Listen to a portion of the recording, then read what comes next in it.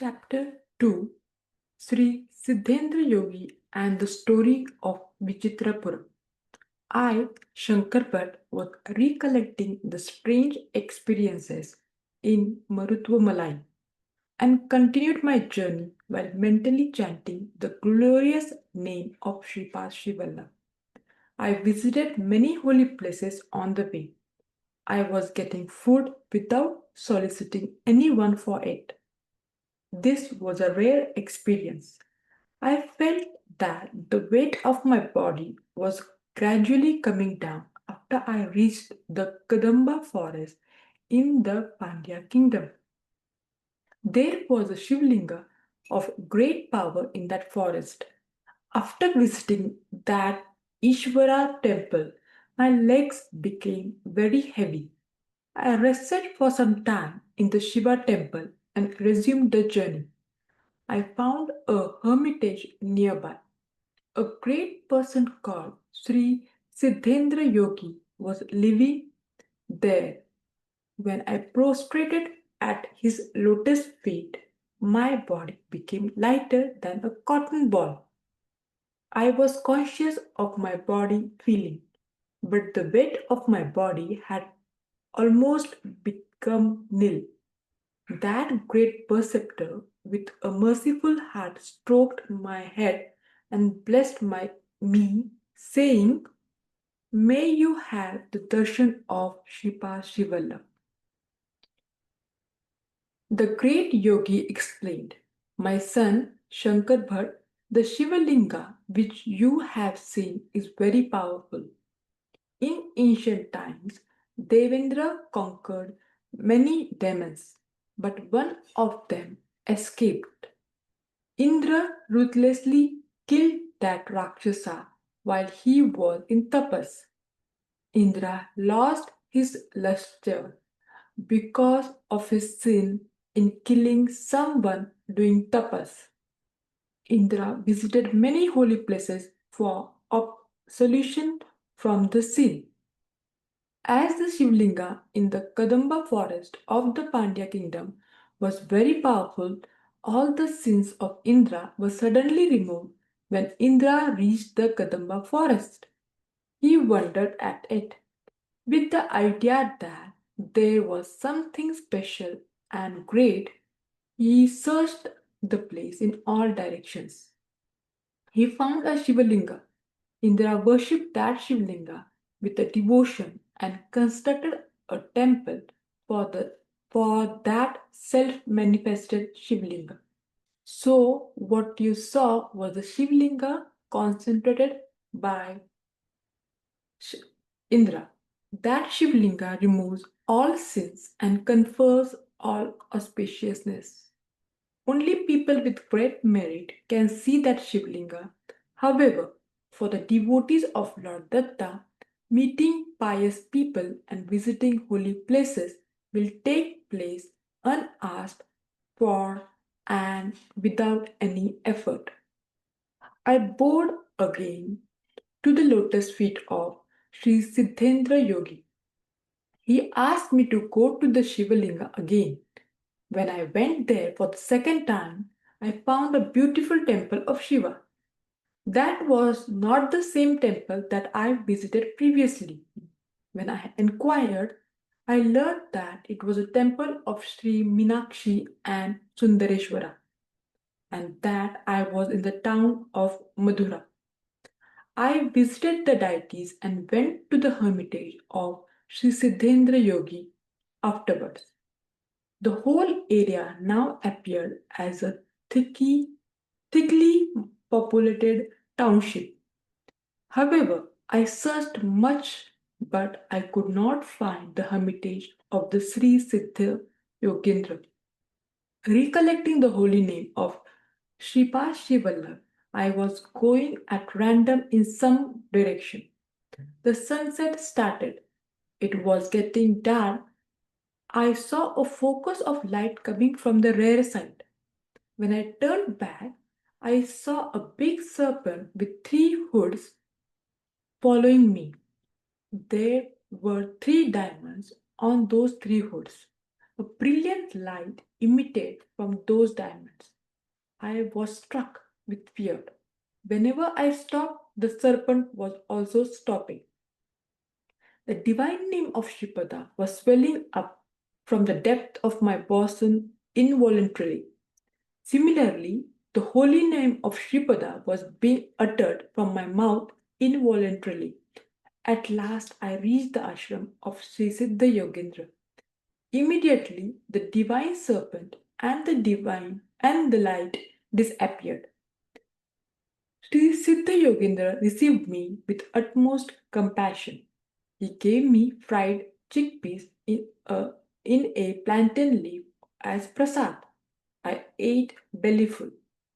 The palpitation of my heart did not decrease even though I was taking food. Sri Siddha Yogindra massaged my right breast lightly with love. Afterwards, he touched my head with his holy hand. I noticed my heart's palpitation slowing down. I also felt as if some foul gases were being purged out of my lungs. I also experienced that all bad thoughts and cruel desires were pushed out of my mind. My body temperature increased and I was in a state of stupor. The greatness of Datta and qualification required of obtaining the grace of Sripada. Then Sri Siddha Yogindra stated as following. Shankar Bhatt, the Shivalinga which you saw at first and Sri Sundareshwar whom you visited later are not different. Sri Dattatreya ordered that you should be provided with this kind of experience. So it was granted to you accordingly. It means that time was rolled back and the Shivlinga established by Indra and the actual surroundings existing at that time were shown to you. To regard the creation that you witness as real creation is Maya. Everything is an embodiment of the consciousness. By the will of Lord Datta, the full future may become present. The consciousness of Lord Datta is eternally present. Whatever happened in the past and whatever is happening at present and whatever is to happen in the future will occur according to the will of Lord Datta. The resolve of Lord Datta is essential for an event to happen, not to happen or to happen in a different novel way. Sri Dattatreya is the personification of that magnificent determination responsible for the creation, sustenance, and liquidation. Now, he has taken birth on this earth as Sripada Srivallabha. The residents of Vichitrapuram did not recognize him properly. They failed to understand the philosophy of a guru. In Kurvapuram, even ignorant persons like fishermen obtained knowledge of the Brahman.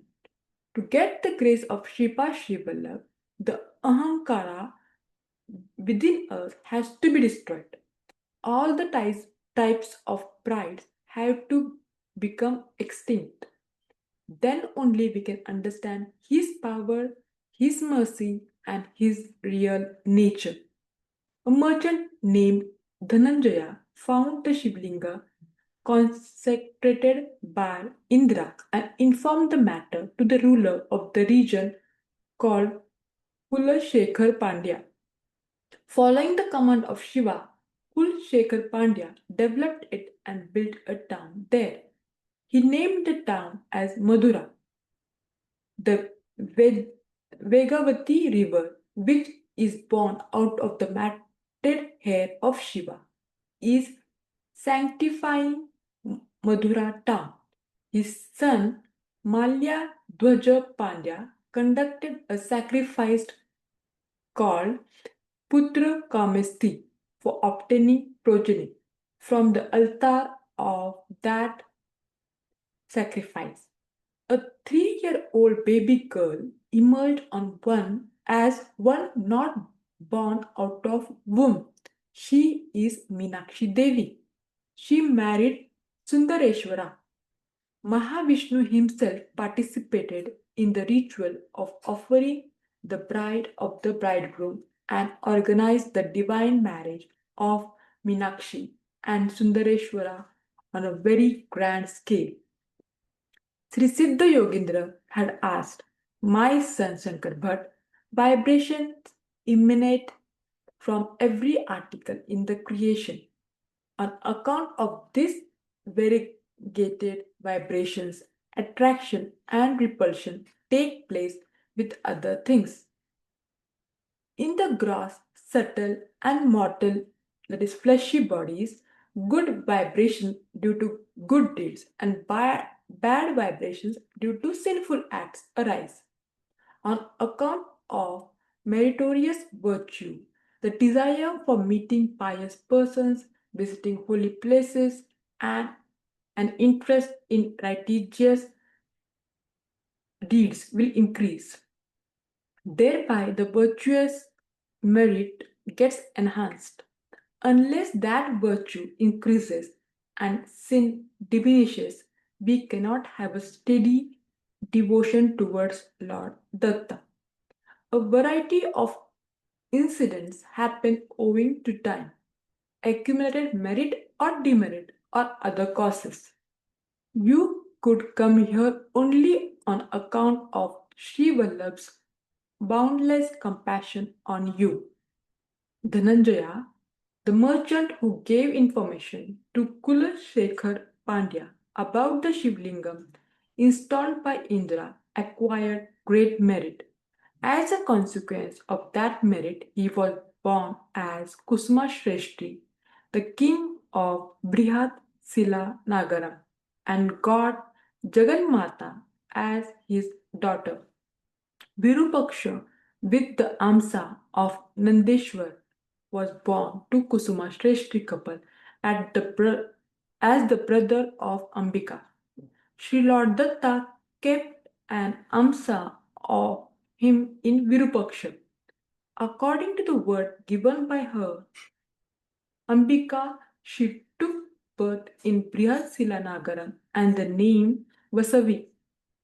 Only Jnanis know that Sri Vasai Kanayaka Parameshwari was Ambika herself and that Sripad Srivallabha, the embodied Dattatreya, was Lord Narayana himself.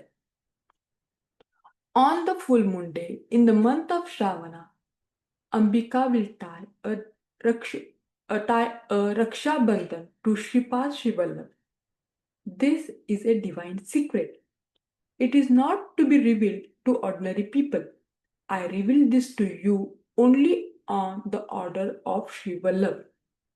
On that day, if anyone has darshan of the deities in the temples of Ambika or in Datta kshetras, he or she will get the fruit of special merit. Shiva and Keshava are not different. If anyone sees them differently, they will get the fruit of sin. On the day of Ekadashi, all sins will be tagged on to food. If one fasts on the day and gives food to good Brahman, on the next day, Dwadashi, one gets merit. He gets the highest merit if the fasts on Dwadashi day also and then gives food, along with getting merit. His sins will also get destroyed. If one fasts on Ekadashi and gives food to suitable Brahmin and also takes food himself on the next day, he will get average fruit. He will get merit, but his sins will not be destroyed. If one fasts on Ekadashi day and takes food himself on Dwadashi without also giving food to a suitable Brahmin, then he will get the lowest fruit. He will get only the minimum merit. Sin will not be destroyed. In that way, can I describe the speciality of the fruit of my merit? I questioned Sri Siddhendra Yogi like this: Mahaprabhu, what was the reason for Ambika to take the name Vasai? Whom did she give this promise, and why did she become Vasavi Kanayaka Parmeshwari like this? Please show grace on me and reveal this to me. Sri Siddha Yogindra smiled to my prayer. He said, My dear, I realize that you have a great interest in listening to the words related to jnana. There is a restriction that divine secrets should be revealed only to those who are inquisitive, qualified, and suitable. He should not reveal this to unsuitable, argumentative people and atheists. Blaming divine secrets and divine place become the reason of acquiring sin.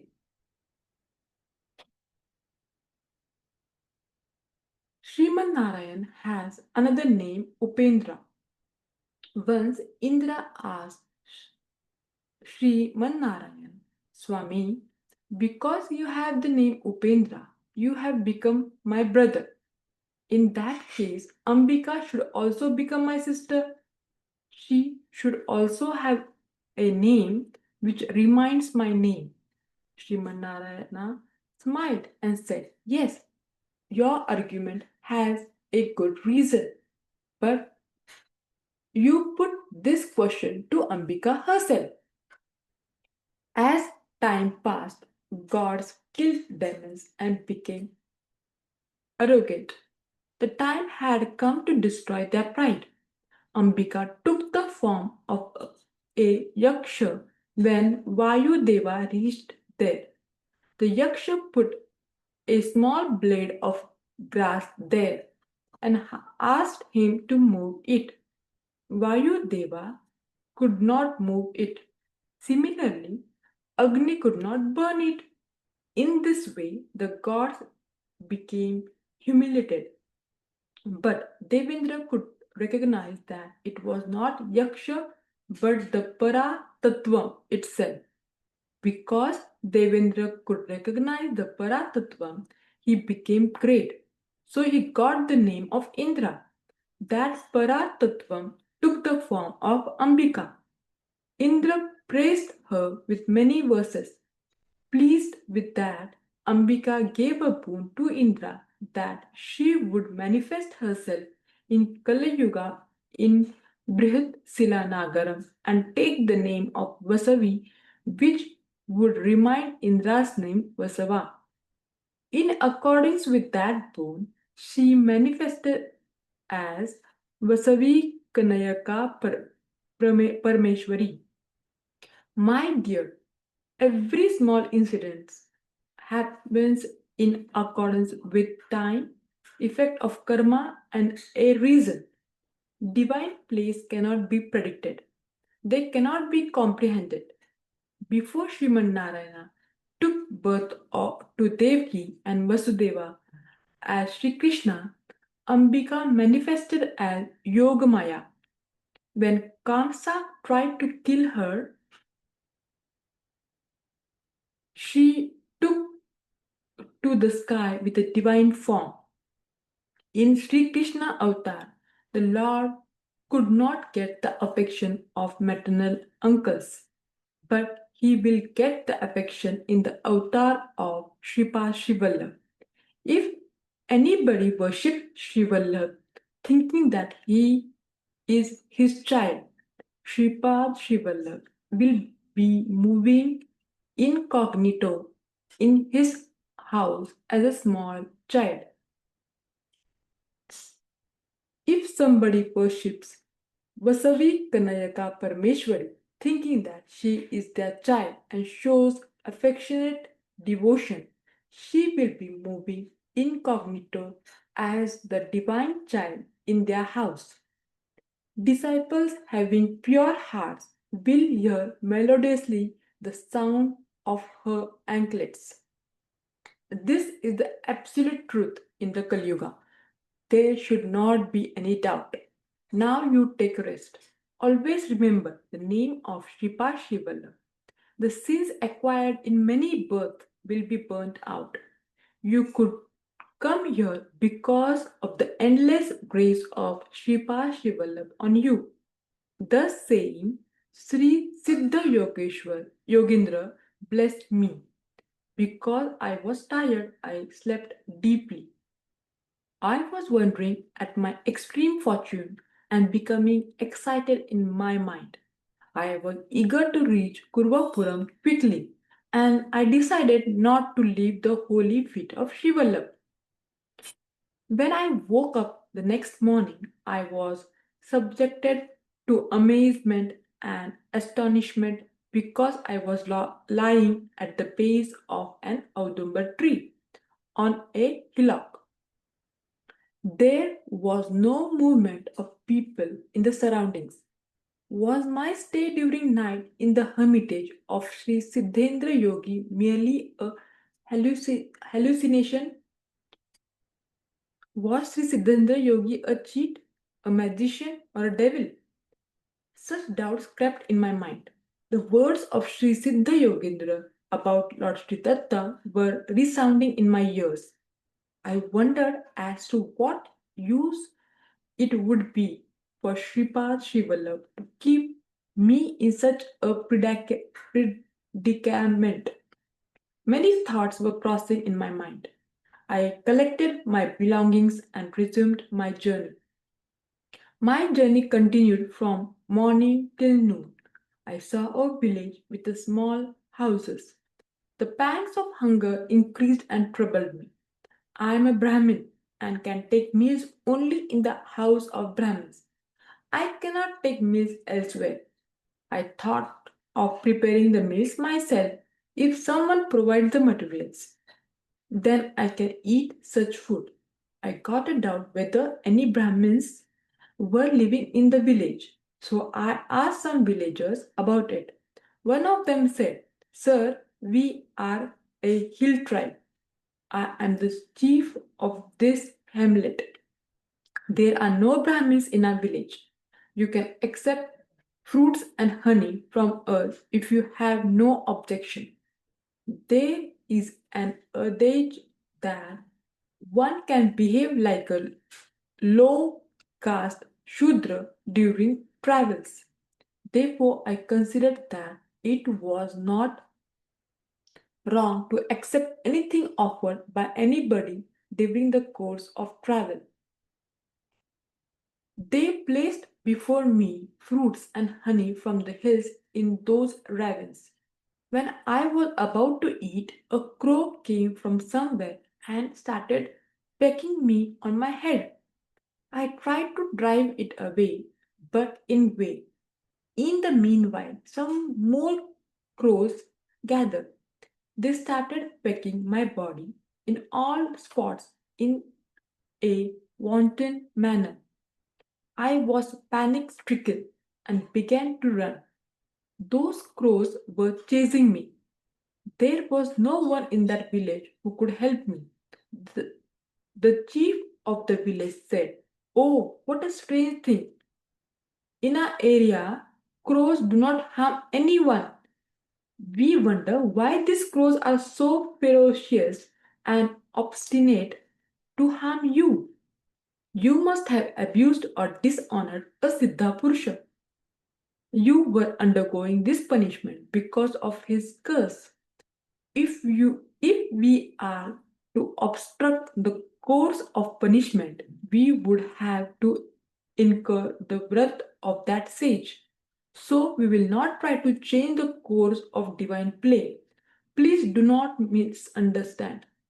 After saying this, the chief kept quiet. I could not take the fruits and honey given to me. My body became blood stained. The crow chased and injured me even though I was running. I felt extremely sad at my dismal state. Did Sri Siddha Yogindra curse me because I doubted him?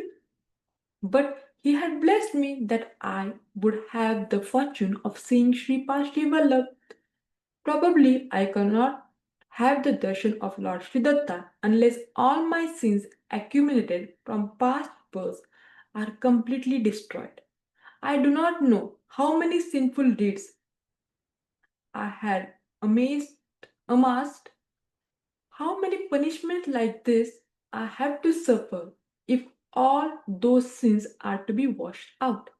Oh, are so many difficulties and dangers involved in the blessings bestowed for the darshan of Sri Vallabh? Oh God, how many punishments you still want to inflict on me? Now, who can save me? Sripada Srivallabha. Save me, Sharanu, Sharanu, Sripada Srivallabha. With such thoughts of absolute surrender, I slowly reached the root portion of an Audumber tree. I thought that Audumber tree, which is the residing center of Lord Sridatta, would protect me.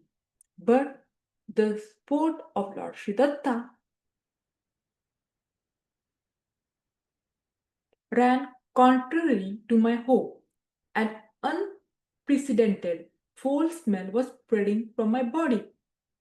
Attracted by that odious odor or by the irony of fate, big poisonous snakes were coming in a row quickly. They were biting me and leaving quickly. I was troubled by crows before, now my entire body became poisonous because of the bites from venomous serpents. Foam was coming out from my mouth. The strength of my heart began to decline. I thought that I was sure to die at any moment. It was evening dusk. Some washermen were going that way. They washed, dried, and bundled the dried clothes. They kept the bundles on the backs of donkeys and were going. They noticed my miserable plight, but they hesitated to touch me for some time because I am a Brahmin. As delay might endanger my life, they regarded saving a life was of prime importance. Hence, they seated me on a donkey and took me to their village. For me, all troublesome incidents were taking place in a procession on that day. The washerman took me to the colony of cobblers. One of those tanners had knowledge of medicine relating to poison. They kept me on a cot, the bottom of which was laced with cords. The premises smelled badly. That cobbler physician made juice from some wild herbs. He made me drink that juice. He tied some leaves at the locations where the snakes had bitten me. He plucked some tender leaves from the Audumber tree. Juice like milk was flowing from those leaves. He kept the stems of those leaves in my 2 ears. I was getting terrible pain. I tried to get up and run away. Two strong men held me firmly. I was helpless. That physician instructed his assistants. The poison will come into the Audumber leaves. After that, you have to burn those poisonous leaves. The man will cry much louder as the poison increasingly gets transferred to the Audumber leaves. So you hold him firmly. After some time, the poison was neutralized. I became healthy. I stayed in the house of the cobbler all throughout the night. The cobbler was singing during the whole night. Datta Digambara, Datta Digambara, Sripada Vallabh Datta Digambara. I was lying on the cot. My heart swelled on hearing the extremely melodious names of the Lord. My love for the cobbler enhanced because he became my core disciple of our Guru due to the spiritual relationship. In the next moment, I was pained with the realization that I was born in a superior Brahmin caste and that he was a low caste cobbler. The, the teaching of a cobbler called Vallabh Das to Shankar. After After completing the singing, the cobbler came to me. The compassion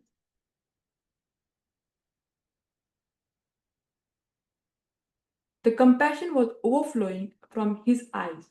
His two eyes were suggesting the experience of self. A doubt crept in my mind whether he was some yogi. He turned to me and said, "Sir, my name is Vallabh Das. I am an artisan working with the hides of animals. I was born in a low caste. There is no doubt about it. Nevertheless, I want to tell you some information. I already knew that your name is Shankar Bhatt and that you are traveling to visit Sripada Srivallabha. Not only that, I also know why you were harassed by crows and snakes on the way. I was astonished. I thought that he probably studied astrology and acquired some proficiency in the subject. Vallabhdas said immediately, "Sir, I am not an astrologer. Sri Kshetras is the birthplace of great scholars. It is a holy place where Sangha Vedardha Samrat Pandit Maladi Bapana Bapanavadani actually lived. The Vedas became tired in the process attempting to describe the Supreme Being. They could not pinpoint the phenomenon correctly and simply ruled out everything by saying, "This is not, this is not." Such is the nature of the Supreme Being. Vichitrapuram is the sacred place where that supreme phenomenon took birth as Sripada Srivallabha. Dry philosophy and meaningless debates cannot earn the grace of Sripada Srivallabha. There is no need for scholarly excellence to obtain the mercy of Sripad. On the other hand, pedantic pride will throw us far away from him. The crows that pecked at you were great pandits who lived in Pitikapuram during their previous lives. They could not recognize the divine nature of Srivallabha and they could not realize him as Lord Datta. Thus, they wasted their whole lives. They could recite Vedas upside down. But what is the use? They were repeating the words like Krama, Ghana, Jata, Swadhyaya, and exhibiting their arrogance. After death, they went to heaven. Indra praised them. He showered praise on them by saying, "Oh, you are Karmanta, you are Ganapati, you are Jati. Oh, you are an expert in Taraka. What a fortune! How many hundreds and thousands of times you have recited Vedas? What a merit! What a merit! Only because of that merit you could step into Swarga." All the denizens of Indraloka admired them sky high. However, these pandits suffered the pangs of hunger. Divine ambrosia was available in heaven. They heard that one is freed from hunger and thirsty by drinking it. They submitted their problem directly to Indra as none paid any heed to them. To that Indra replied, "Veda is the form of the Lord inhalation and exhalation. The Lord is infinite and deathless. Therefore, Vedas are also infinite. Vedas are the basis for all dharmas. By chanting Vedas, you have praised the Lord. As a reward for it, we, the celestials, are also praising you highly. Otherwise, is it possible for you to get encomiums from me? If one desires food, he must provide food to others. If one donates a grain, we, the celestials, enhance it to 1,000 grains and return them to the donor as a reward. When you have not donated anything, how can we help? Because of your Vedic recitation, you derive immense benefit. Therefore, you can reside freely in Indra Loka as long as it exists. Afterwards, you can go to another world. In this way, you can remain eternally free. Those who heard the words of Indra faced a difficult situation. It occurred to them that living eternally without food and suffering prolonged hunger and thirst, it was indeed an unbearable punishment. Indra said, "You lived in holy Padagaya Kshetra, but you performed annual ceremonies in the means of your ancestors without care and concern. You were always calculating the expenditure incurred for such functions. You were also absorbed in the thought that you were eating delicious food items, but you were devoid of the care and devotion required for the performance of those solemn ceremonies. As a result, your forefathers did not attain noble positions after their death. Your heirs are also behaving like that. Your children also did lament that you lived too long and a large amount of money was wasted on medical facilities provided to you. They even wondered, oh, how much food was wasted. Srimad Narayana himself incarnated as Sripada Srivallabha in the midst of you. When he was showing the way of salvation, you abused him. You indulged in fruitless and counter arguments.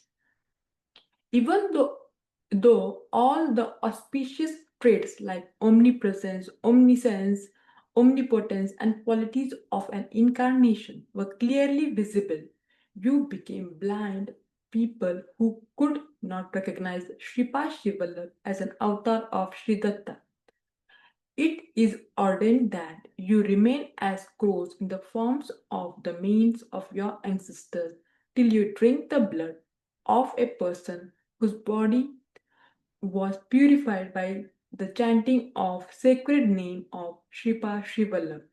Sri Vallabha said, Shankar Bhatt, it was for the reason they were born as crows and on account of their previous merit they drank your food and obtained noble status. Then I noticed that Vallabhdas was not an ordinary person and that the grace of Sripa Srivallabha was completely on him. Sri Vallabhdas added, Sir, the serpents who were attracted by the scent emanating from your body attained salvation. I said, Sir, great Vallabhdas, why should this incident take place? If my body were to be used as food for crows, serpents, and other living creatures, it would be a harrowing experience for me. I am under constant fear of being attacked by any creature at any time. Sri Vallabhdas said, Sir, this is all sportive play of Sripada. Don't have such fear. Such accidents would not take place in the future. Only the one who gives life will have the authority to take out life. Therefore, such authority is not vested in anyone except God. However, some of your ancestors worshipped goddess Kali on the burial ground. With the help of the mantra used, they killed many persons whom they disliked. They earned great sin because they were responsible for the unnatural deaths of those people. Due to that sin, they took birth as snakes. But as you were also born in their family, you were all blood relatives. Moreover, you obtained the mercy of Sripada. Because of this small merit, this incident took place and they got salvation. A Brahmin should be a seeker of truth. A Kshatriya should be bound by dharma. A Vaishya should attend to cultivation, protection of cattle, and be skilled in the sale and purchase activities. Therefore, he should be a calm person. A Shudra should be a loving one and render services.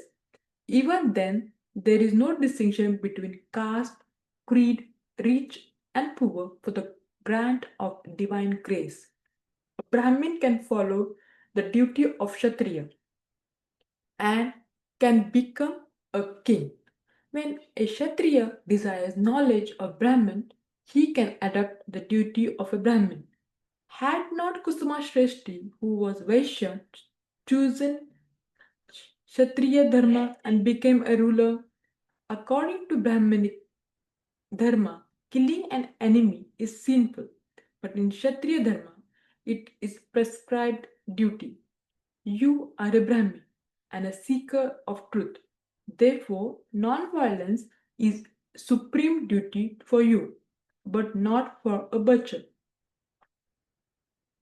So, if a man wants to get proper results from his action, he should perform the duties according to dharma adopted by him irrespective of the caste to which he belongs.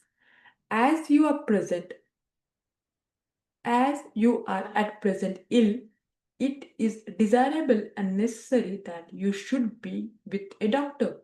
That is why you were brought to me. Please note that Sripada Srivallabha will observe us every moment. In your childhood, you were reciting the prayer about Lord Vishnu. You were prattling with your friends in a funny manner. It is indeed a prayer of Lord Ganesha for the words in the shloka. Shuklambaram Vishnum Sashivarnam Chaturbhujam Prasanna Vadanam Dhyayet Sarva Vignopashantaye. You were giving a perverted interpretation for the sake of fun, and you were giving the following meaning. Shuklambaram, that which wears white clothes. Vishnu, that which is everywhere. Sashivarnam, white ash colored. Chaturbhujam, four legs instead of four hands. Prasannavadanam, the donkey will have a gracious face when it prays. The donkey will kick people with its hind legs. Dhyayat, so its face is only pleasant to look at. Sarva Vignopashantaye, I pray for the abatement of all obstacles. In this way, you were jokingly giving a perverse meaning to that holy prayer and extended its meaning as a prayer applicable to a donkey. Shankar Bhatt, Lord Datta is a skilled one. The Lord, in his presence, would also rectify the mistakes made by you for fun. The washerman brought you to me on a donkey. At that time, you were covered with dust and bore on an ashen color.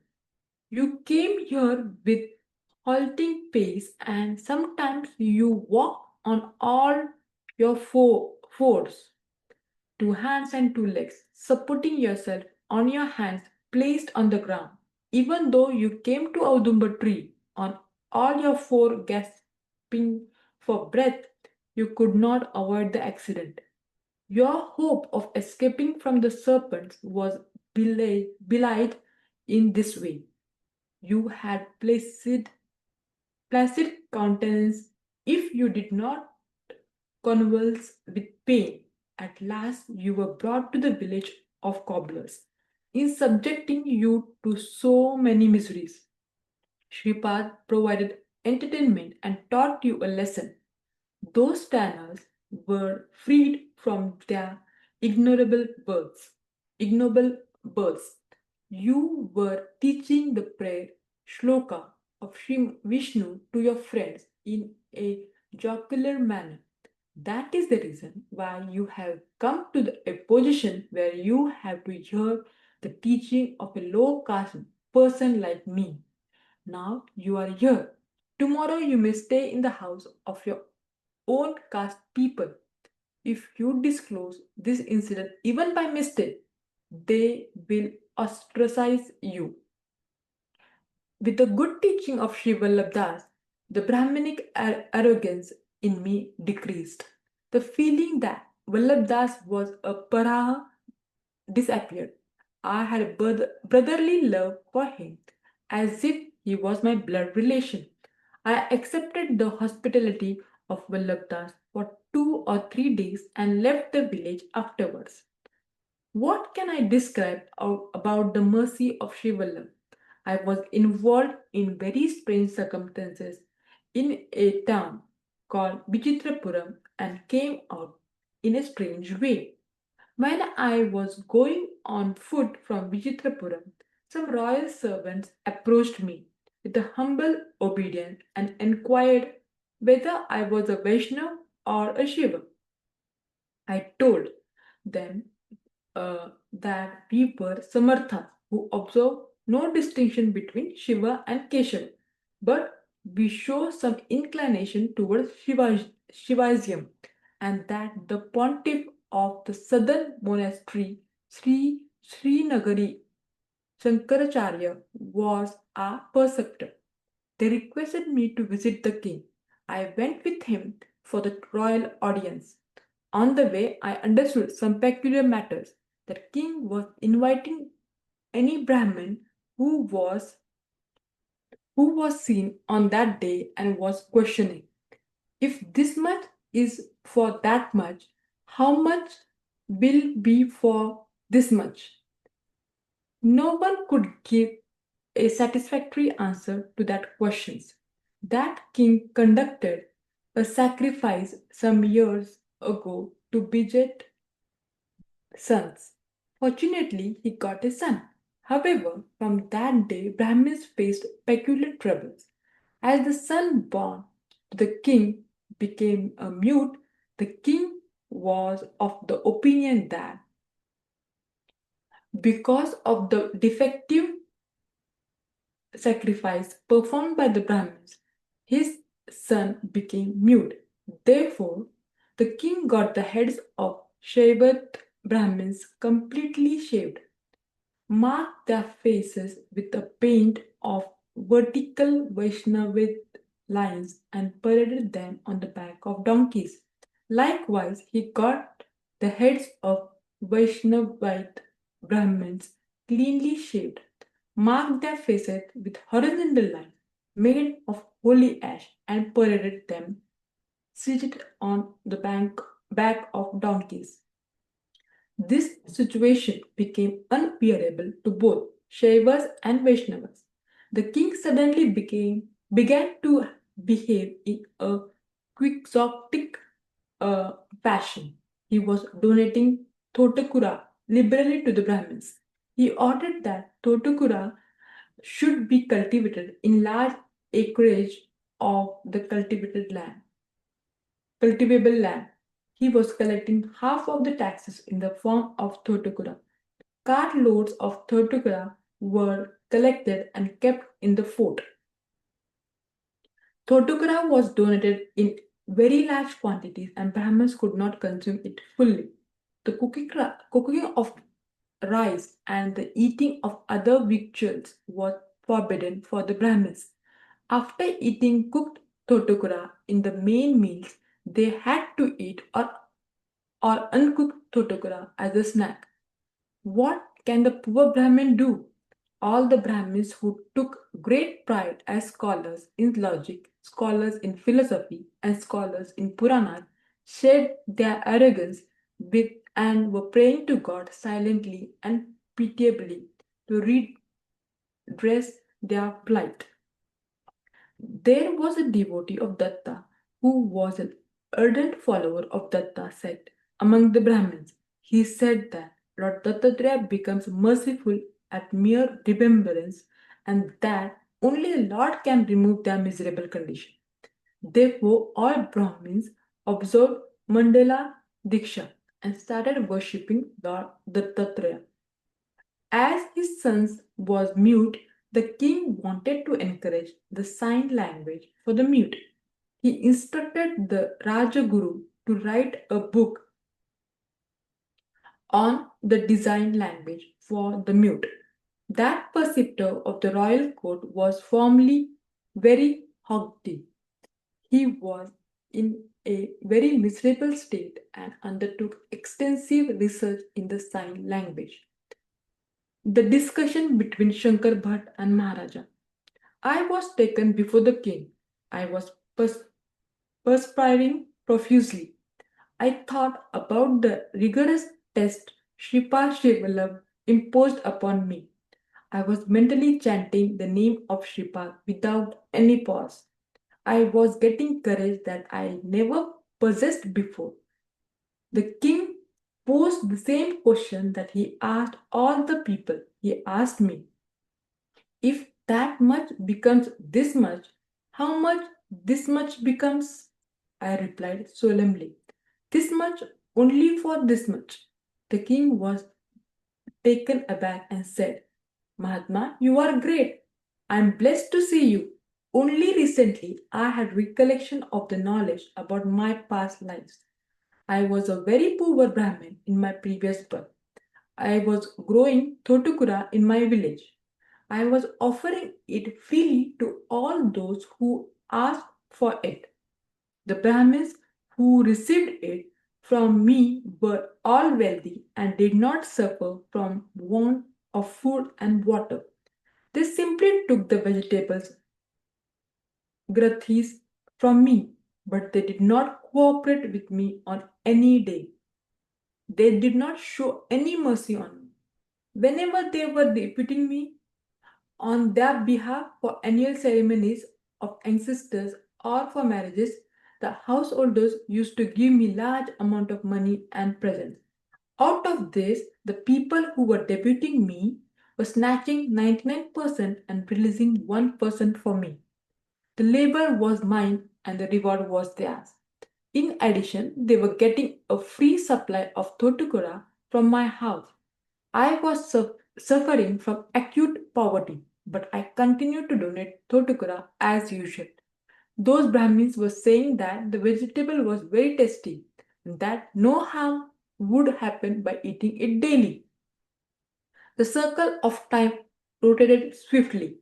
As I was donating Thotukura, in spite of my abject poverty, I was born as a king in this birth.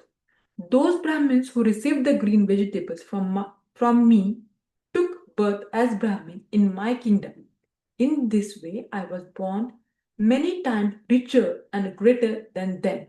By donating Thotukura, I became a king. So I'm donating great quantities of that vegetable in cart loads. So I'm asking everyone that would be the magnificent state I would achieve in the future as a result of my present donations. Only you gave the correct answer to my peculiar question. The king concluded his speech. Then I explained, Raja, Thotukura was very valuable under the circumstances of your previous life. But considering your present exalted position, its value is negligible. Being in a position to donate diamonds, previous precious stones, and gold, you are still donating Thotukura. So, however much you donate of that green leafy vegetable, you cannot get anything more except 100 times of that Thotukura. The king was very pleased with my reply. It gave great relief to my mind that for a casual reply of mine, the king gave an account of his previous life. I felt that, thanks to the great grace of Shripada, the dishonor of riding a donkey was avoided. I had already mounted a donkey for misinterpreting the sacred verse Shuklambaradhanam Vishnu. For fun in my childhood, I offered salutations in my mind to Shripada, who saved me from riding a donkey in a disgraceful condition. Then started the second test. The test was held in the sign language for the mute, which was very dear to the king. The Rajguru began to examine me. Showing his fingers, the Rajguru questioned me with signs whether it was one or two. I thought he was asking me whether I came alone or I was accompanied by anyone. I replied with signs showing one finger. that I came singly. Then he showed me 3 fingers that suggested to me about Lord Datta. I assumed that he was inquiring whether I was a devotee of Datta. I felt that devotion should be kept as a secret. So I showed a closed fist and conveyed the message that it was a secret matter, which belongs to the innermost heart. For that, the Rajguru offered sweets, requesting me with gestures to accept. I refused to accept and I showed a pack of flattened rice. I took some flattened rice from the bundle and gave it to them. My idea was that I liked flattened rice more than sweets and that they could also partake them. Then the Rajguru, in a profound voice, praised Raja, he is a great Pandit. It is already known that he is a great Vedic scholar who mastered all Vedas. He is also great expert in the sign language for the deaf. All of this was perplexing to me. Then Rajguru told the king, Raja, I asked him whether Shiva and Keshava are one or if they are different. Showing one finger, he said that both are one. I showed him 3 fingers, indicating that Trinity Brahma, Vishnu, and Maheshwara exist differently.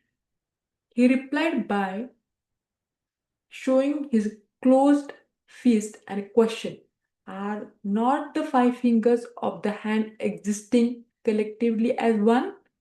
I offered him sweets, requesting him to accept me as his disciple. Thereupon, he indicated that he is not bothered with disciples and that he leads a contented life like Kuchela. Saying so, he turned down my request and gave me parched and flattened rice. I was astonished. Oh, I wondered how vastly varied the methods of understanding minds and thoughts in the world are. Then came the third and the final examination. Rajguru was reading the mantras from Rudra Chamaka and wanted me to explain the meaning.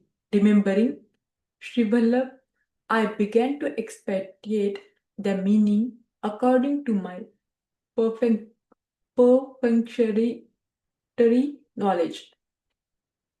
Eka Chame means number 1. Three Trisarachame means number 3 added to the previous one, and it is 4 and its mathematical root is 2. Panchachame is the addition of 5 to the previous arrived 4 that gives 9 and its mathematical root is 3. Saptachame signifies the addition of 7 to the already arrived number 9. The total is 16 and the root of it is 4. Navashchame means adding 9 to the already derived number 16. The total works out to 25 and the root is 5. Ekadashame involves the addition of 11 to the number 25 already worked out. The total is 36 and its root is 6. Trayodashchame is the addition of 13 to the previous 36. The total comes to 49 and its mathematical root is 7. Panchadashchame means the addition of 15 to the number 49. The total is 64 and its root is 8. Saptadashchame is 17 plus 64 equal to 81 and the mathematical root is 9. The other factors are as follows. Navadashchame equal to 19 plus 81 that is equal to 100 and its root is 10. Ekaving Satishchame 21 plus 100 equal to 121 and its root is 11. Triving Satishchame equal to 23 plus 121 that is equal to 144. Its root is 12.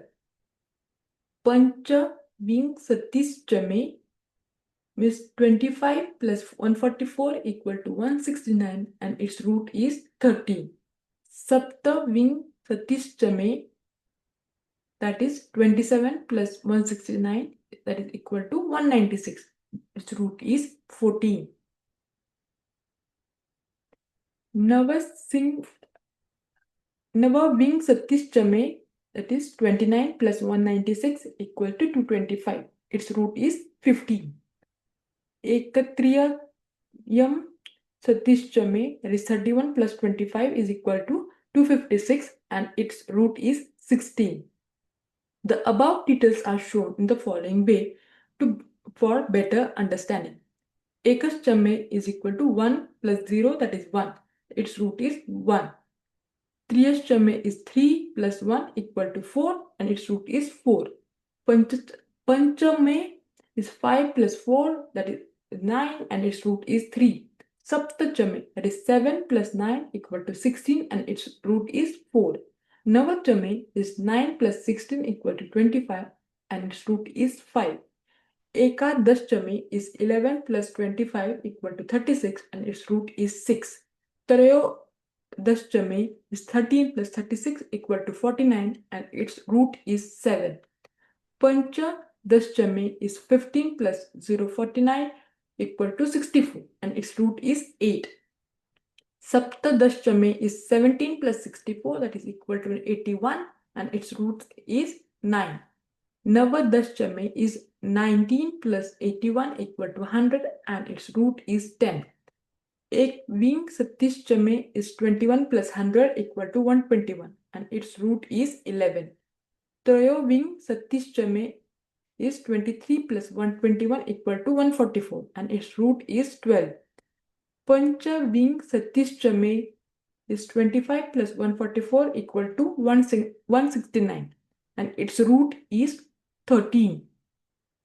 Sapta Ving Satish Chame 27 plus 169 equal to 196 and its root is 14. Nava Ving Satish Chame is 29 plus 196 equal to 225 and its root is 15. Ekatriyam Satish Chame is 31 plus 225 equal to 256 and its root is 16. I explained in the foregoing manner the mathematical mysteries enshrined in the Vedic mantras of Rudra Chamaka.